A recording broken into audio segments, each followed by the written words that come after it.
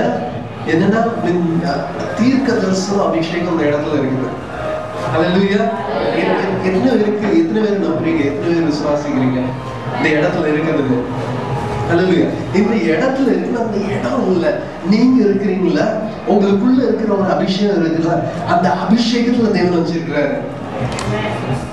ஹல்லேலூயா. இன்னைக்கு மெல்வினோட கதையை கேட்டோம்.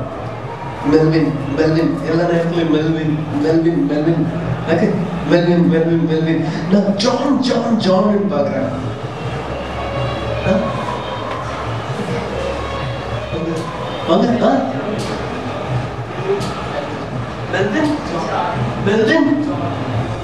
எல்லாரும் மெல்வின் நாங்க ஆண்டவர் காட்டுறாரு. அவன் பியானோ கேஷியோ போட்டுட்டு இருக்கும்போது ஆவியானவர் காட்டுறாரு ஜான்.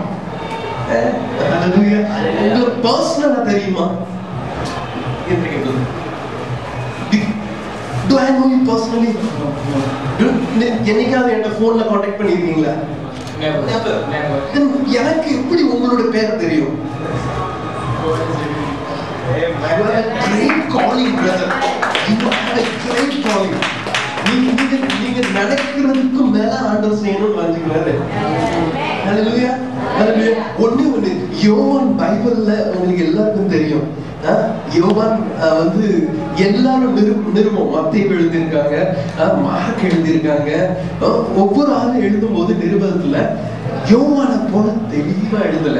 யோவான் என்ன தெரியுமா சொன்னது? ஒரே ஒரு காரியம், அன்பை குறிச்சு அதிகமா.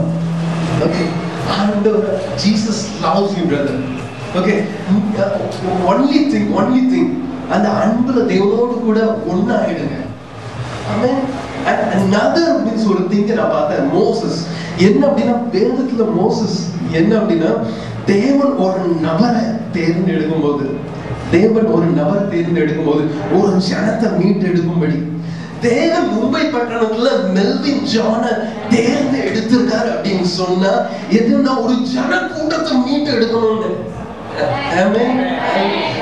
இன்னைக்கு கன்ஃபார்ம் ஆண்டவர் தான் உங்ககிட்ட பேசுறாருன்னு தெரியுதா? ஹல்லேலூயா. You can do a great thing. Okay, thank you. Hallelujah.